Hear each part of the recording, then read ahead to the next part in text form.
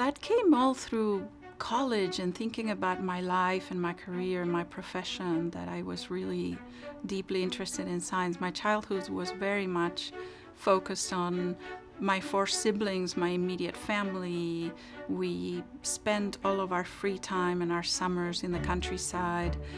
So it was very disconnected from any technology or science, or we had very few books, and they were mostly novels, and my parents are not scientists or technologists, so it was quite disconnected.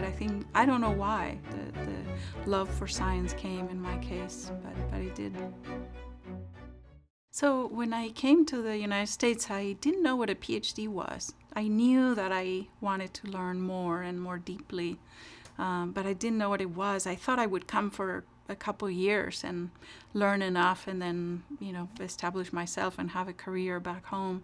And the first day that I arrived, they started to talk about 6 or 7 years, and I met a lot of people that have been there for many years, and I was kind of surprised. So that's how my career in the U.S. started.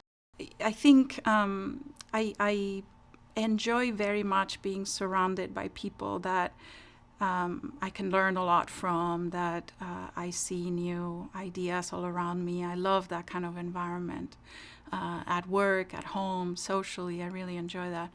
And so I think doing my PhD at Carnegie Mellon, I really had a chance to interact with a lot of people that looked at computing and AI from very many different perspectives, and it was a very rich environment to learn about robotics and human interaction and intelligence, and the psychological aspects of intelligence, the cognitive aspects of intelligence, but also the mechanical aspects of it. And there were a lot of people at the time working on neural networks that are so popular today. In those days, it was a pretty exotic group back there. And it was a very rich environment. And I think one of the things that made me come to ISI is that I thought I would never find an environment like that again, because Carnegie Mellon is very large, and it has a long tradition of computer science research and a great reputation, and there was always a lot going on, and I thought, nowhere else am I going to find this. And actually, when I visited ISI the first time, I met a lot of people with very diverse ideas and very interesting views about the future and what their research was about and the problems they were looking at. I spent 2 days at ISI, and it was just a really exciting experience. So I knew I wanted to work here, and I didn't know how long I would be here, because it's a relatively small institute, especially at the time. I think maybe we were 100 and some people at the institute at the time, and I thought, well, when I run out of people to work with and people to learn from, then I can go somewhere else. And I've been there 35 years now, and it's not ending, and the institute is growing, and it's a really rich environment that I enjoy very much. Machine learning was an integral part of AI, and we looked at machine learning as a very broad field. So we would go to the machine learning conference, and you would find psychologists looking at how children learn new things. You would see knowledge engineers that would describe how to teach computers and how to put knowledge in a computer. You would have people working on statistical aspects of learning. If you see many examples, how sure can you be that what you're generalizing might apply? A lot of people doing theoretical formal analysis. And I was doing work that was also within that diversity. It fit very well. And my work on my PhD thesis was about how an AI system can learn from its environment, get new knowledge from its environment. So I was learning from failures. If you are executing tasks and something fails, I was developing reasoning algorithms that would figure out how to adjust the system's knowledge, how to learn to adjust its knowledge to avoid those failures in the future. I was also working on learning from doing experiments. So if you're not sure why something failed, you might try a couple things and say, oh yeah, it was this particular thing. So it was learning from the environment, learning from experiments. And at ISI, there was a project at the time called Expect, where they had been working for a long time on how to represent knowledge so that an intelligent system could explain its reasoning. And when you're explaining something, you have to represent knowledge in a way that supports explanations. So, for example, they were designing levels of abstraction in knowledge so that you have an abstract description of the tasks at a high level, so that when we explain things to one another, we don't say exactly every step that we took. We describe at a high level what we did, and then we go into more levels of detail. So they were doing a lot of work on all these abstraction levels to generate explanations. Explanations are very much present today when we have concerns about AI systems that are responsible and behave ethically. That they should be able to explain their behavior and justify their decisions. At the time, there were not many people working on explanation. I found it very refreshing and a very different take on AI. And I was brought in to figure out how could the AI systems learn knowledge that was represented that way, with those abstractions and knowledge that supported explanation. So this time, instead of learning from the environment, it was learning from users.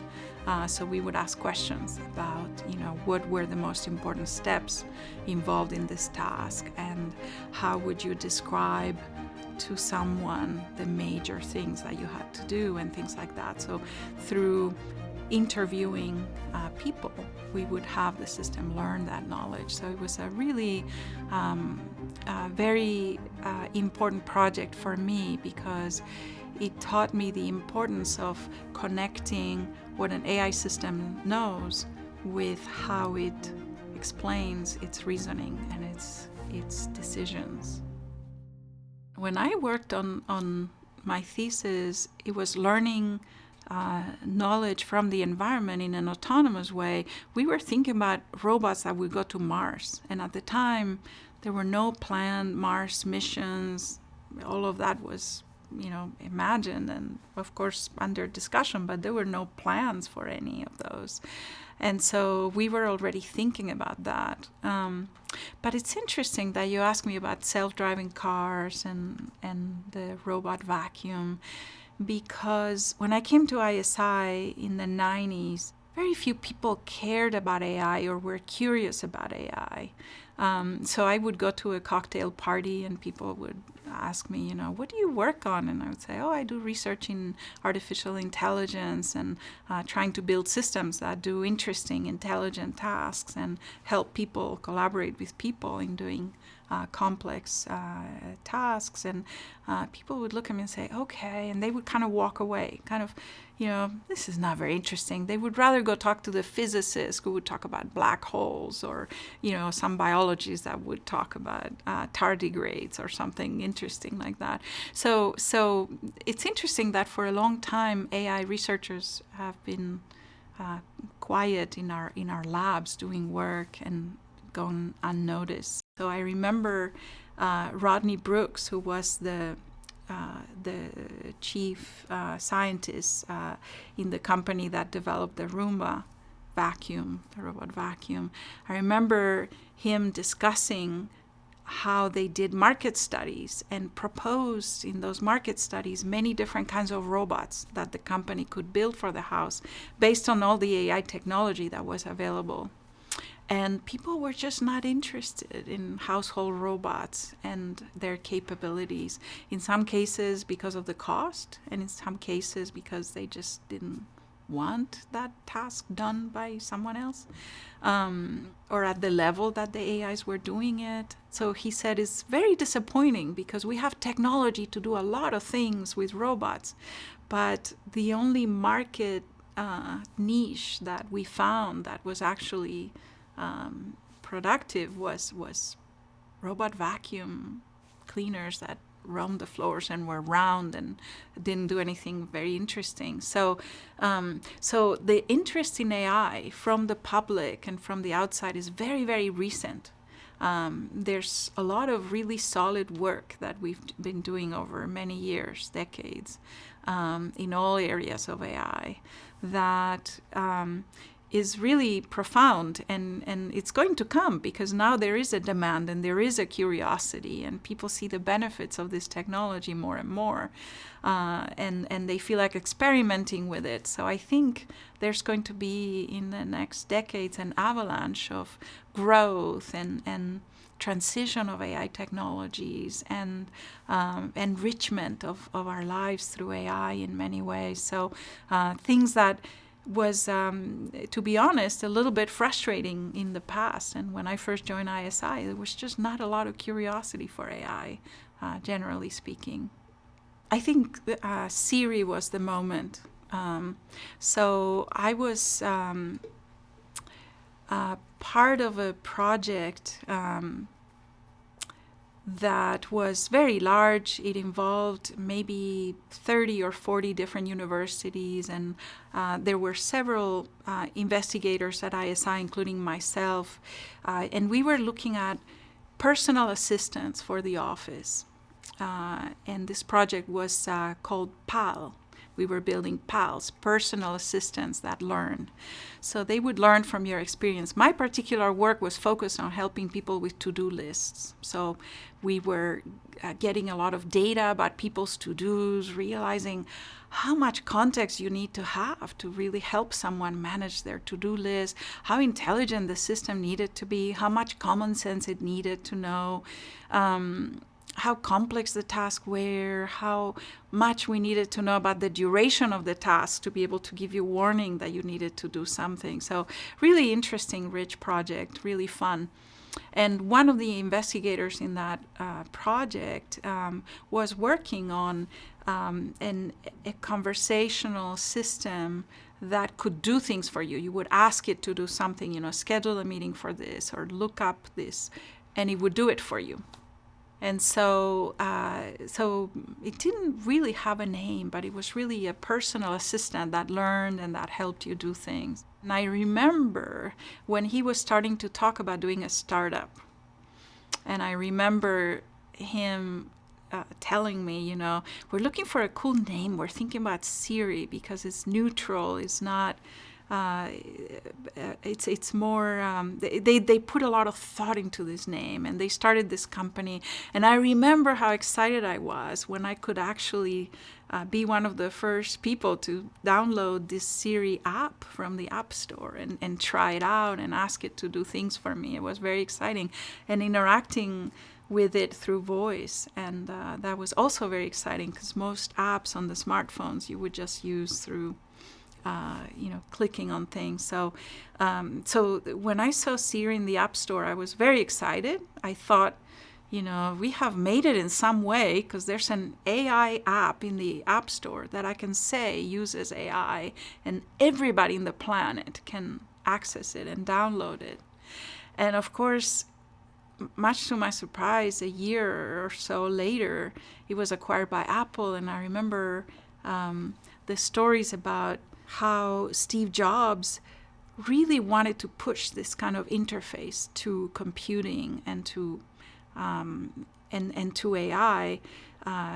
That was a very natural interface, that you would just speak to it, that you would not have to click or hold something, that it would just be around you. So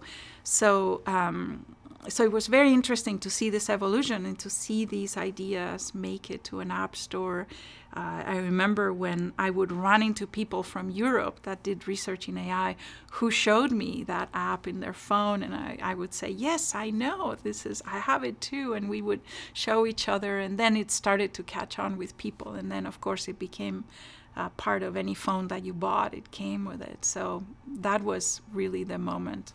I think the smartphones changed the world because it made people much more in tune with technology, much more in tune with the possibilities of AI in their lives. So once there started to be mobile phones and smartphones, I think that it really changed people's curiosity for this technology. Before it was, whoever has a desk computer or has access to a computer, all of this AI technology is in their purview, but not mine. I'm just, a business person, and I don't need to worry about AI technologies. So the smartphones really changed people's interest in these technologies. The Electric Elves was before that. The Electric Elves was an ISI-only project. We had, it was unusual and kind of pioneering because we had several of us that were working on agent technology, AI agents that had the ability to do tasks and the ability to reason about things that they could do on behalf of people. So we had agents that found information. There was a group working on that. There was another group working on agents that could collaborate together to solve a problem. There was another group working on assisting people and what that interaction needed to be like, and when should the agent take an action on their own and feel like they could exercise that autonomy. There were others of us that were thinking about and working on how to represent tasks and how to understand what a person wanted based on the task they were expressing. Sometimes we'll express a need, but only partially, and so there's a lot of knowledge that you need to use to fill it out. So there were many of us working on this, and I remember that we decided to get together and pull our different perspectives about AI assistants and AI agents together to create something with more impact and that would be more capable. So we all got together and decided to collaborate, and we called the project Electric Elves because they were little elves that were software. They were moving through the ether of our computers and assisting us to do things. And at the time we had Palm Pilots. It was a very predecessor of the smartphones. It had an antenna that you had to kind of pull out, and it would bring information in. And through the Palm Pilots, the agents would tell us what they were doing and their status, and they would alert us to things. They would, one of the more fun things is that they would order lunch for us for projects. They knew how many people would be there, and they just, gave us a variety of things. Or they would delay meetings automatically. If everybody's schedule was free and somebody was stuck in traffic, they would just agree to delay our meetings automatically. So it was really, really an exciting project and very interesting for us to see AIs helping us. And even to this day, it's hard to see AI systems that help us with office tasks, right? If anything, they're pushing more information to us and more requests, and we have more need than ever for these systems, AI systems that help us with our tasks. But it was quite a pioneering, visionary project, and I to this day, I wish we had this in our desks and in our mobile phones, and there hasn't been any other project like the Electric Elves. If I had to describe the Electric Elves, I was describing how our office assistants do a lot of tasks that are very repetitive and mindless, and they cannot be done in a way that connects with what me as an individual have happening that day, right? They might not be realizing that I'm stuck on traffic, but these Electric Elves could do that. So they had a better way to understand my situation, and therefore they were better personal assistants than the humans. And everybody understood that the human assistants have a role. They're at the office, they're helping me plan travel or answer the phone or prepare some big meeting that I have coming up.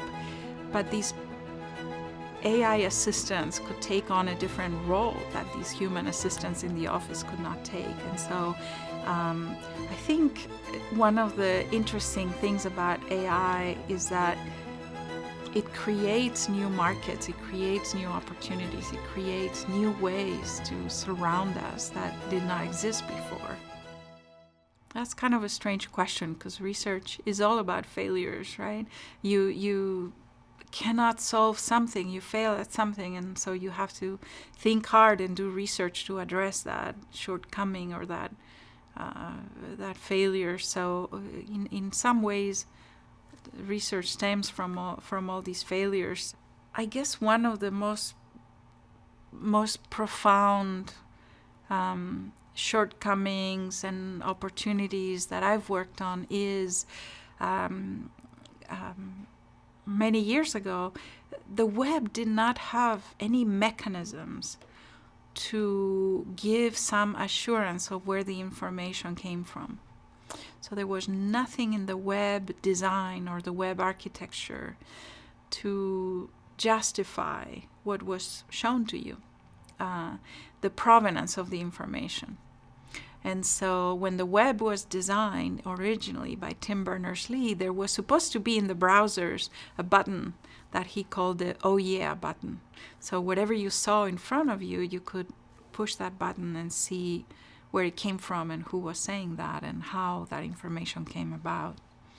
So I started to work and collaborate with the World Wide Web Consortium on how could we incorporate provenance information on the web so that it would enable this kind of "oh yeah" button, and you could see where the information came from, and enable technologies that could foster trust in information, as well as,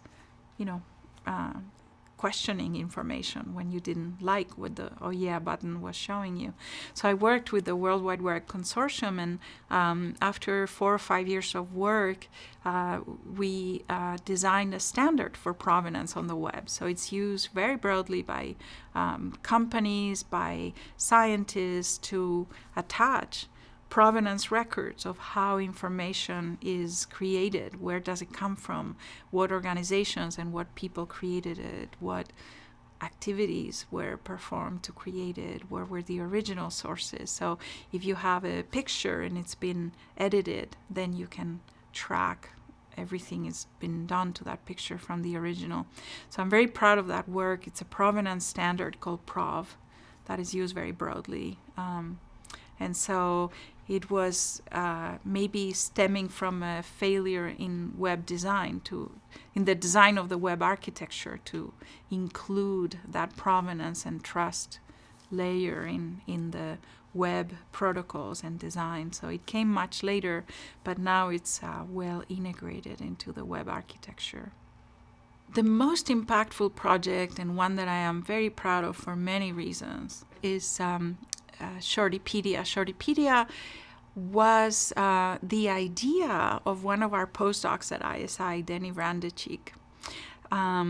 When he joined us, we were working together on managing people's to-do lists and learning from the web about people's daily tasks and how to connect that knowledge to manage people's to-do lists. And I remember one day he told me, I would like to do something where we have knowledge that helps people more closely.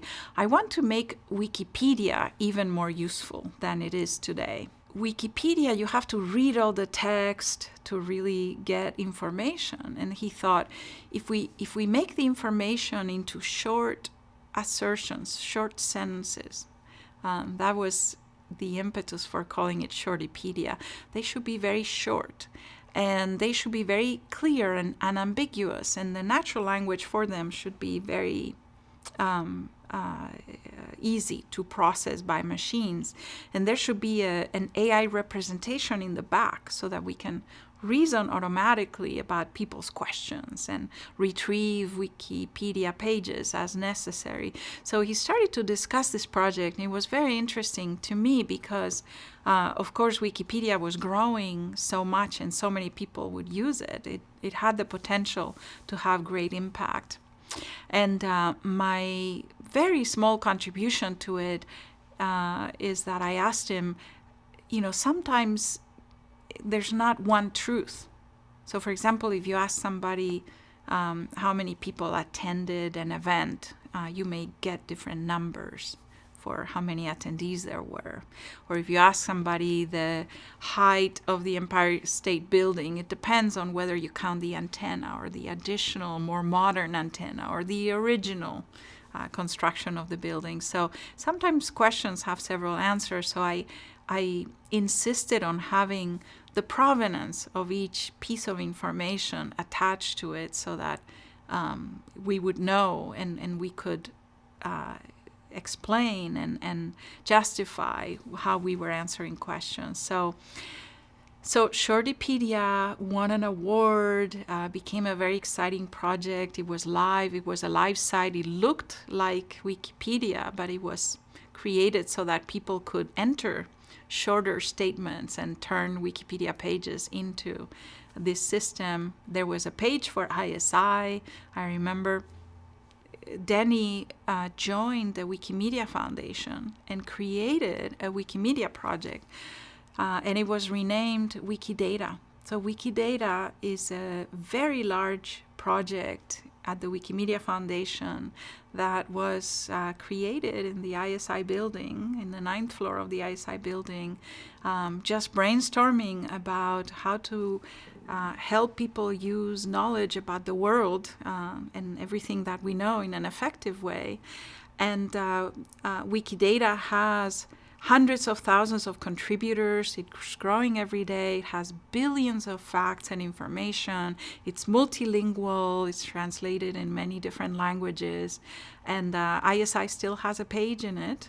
And it's used extensively. When you see any media in Wikipedia, it is indexed through this Wikidata project. So I'm very proud of it, of the work itself and its impact. There's been hundreds of people contributing very significantly to what Wikidata is today, but it was germinated at ISI. ISI is very entrepreneurial, and I really appreciate that. So it gives me a lot of free range to work in any directions and in any projects that I'm curious about and that I want to go further. So I have a lot of collaborations with people within ISI in the AI group. So we work together on representing knowledge, on reasoning about knowledge on the web, describing scientific knowledge, capturing and reasoning about scientific knowledge. So we do a lot of AI work that creates AI collaborations. At the same time, I work with people outside of AI a little bit. So I work with people that do high performance computing or parallel computing because a lot of AI is more efficient when you are able to distribute the reasoning. So I've had a lot of collaborations and interactions with people in computer science that are a little bit removed from AI. But my work has focused a lot on AI for accelerating science. And so there I seek collaborations with scientists that are curious about AI. And every year I go to different meetings and conferences and I meet or have a chance to talk with maybe 200 scientists that I catch at a break or during a lunch group that we go out together, or I hear a talk. And if I meet 200 scientists every year, most of them are not very eager to engage in collaboration with AI. But there's always one or two every year that are really curious and really see the impact that their work would have on that AI would have on their work. So I was in Washington 15 years ago, and I met this young researcher that worked on climate. And he said, "Oh, you're an AI researcher. I work on climate, and I'm very curious about how you represent knowledge in AI. Because in climate, we have this huge challenge to integrate knowledge from different regions of the globe that different people collect? How do you describe the information? How do you integrate information? So we really hit it off, and we agreed to work together. And he asked me, what time zone are you in? And I said, I'm in Pacific time zone. Oh, I'm in California. Oh, me too. Oh, I'm in LA. Me too. I'm at USC. Me too. We met serendipitously, but genuinely we've been collaborating ever since. And the result is a new standard for representing climate data across the centuries and the millennia. And so it's been a very productive collaboration that we've had. So it takes a lot of work to find good collaborators, particularly in a way that pushes not just the science, but also the AI research.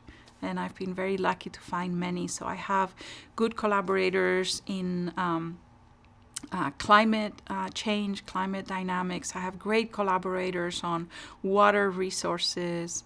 I have great collaborators in agriculture production. I have collaborators in neuroscience, in genomics, cancer, different areas of science. So I collect them and I treasure them over the years. Currently, I'm very engaged and determined in building AI systems that can write scientific papers. So at the moment, we are focused on papers that have been published already. So I want our AI systems to repeat that work and redo it in their own way. So when humans publish papers, when scientists publish papers, including myself, we describe what we've done, but we skip a lot of steps. So I have to build AI systems that really go through all of the steps themselves and reproduce the work and are able to repeat the work. And it's very interesting and it's very challenging. And every domain of science is different. So we learn a lot from trying to generalize our techniques from several domains. But this idea of AI that can say, this is the question, I can actually do the work, this is the result, and then I can write the text about it. And the AI systems should be able to explain what they did, as I described before, to start at a high level, and if you want to know more, give you more details, rather than the papers that we have in science today that are very linear, right? They go from beginning to end. So we're very excited to write AI scientists that can reproduce or repeat the papers that exist today. And what's amazing is that today when you publish a scientific paper, that's the end of that finding or that result. But our AI systems can continue to redo and update the finding. So if there's more climate data, if there's more data from more rains or more floods, we can refresh the results and we can say, we have a lot more confidence that this gene is associated with this kind of cancer because we have so much more data now. So it's very exciting to see that. So we're focused on, repeating and redoing papers that exist, but I think I see a future where AI systems will actually write papers of their own and ask new questions about, okay, everybody's looking at this set of genes that are correlated with cancer, but maybe the AI systems could look at genes that are less popular or diseases that are less popular and less researched and have less investment, or areas of the globe where there's less investment on the effects of climate, on droughts and production. We do a lot of work in Ethiopia and sub-Saharan Africa, for example.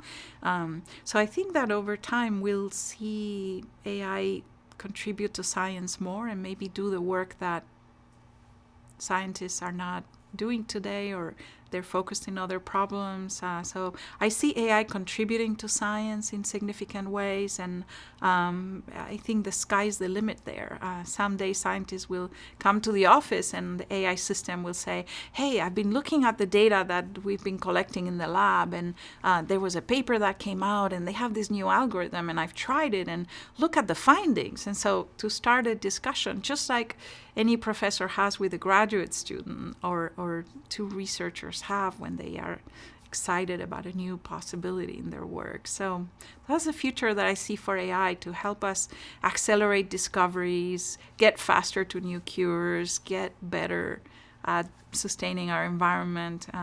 There's so much that we can do in AI for science. And I think it's going to materialize because people have a very positive attitude towards AI and what it can do in science.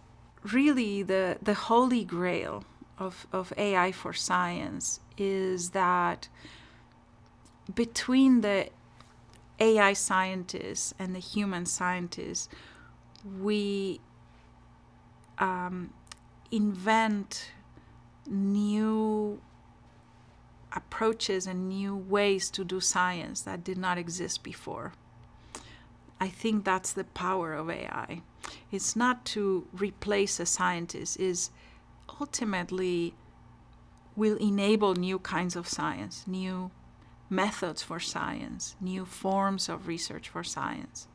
Today, the work that we did with the climate scientists at USC, Julian Emil Gay, and his community, is that they were able to agree to describe their data by interacting with our AI systems online. They didn't need to meet and have long discussions and disagree.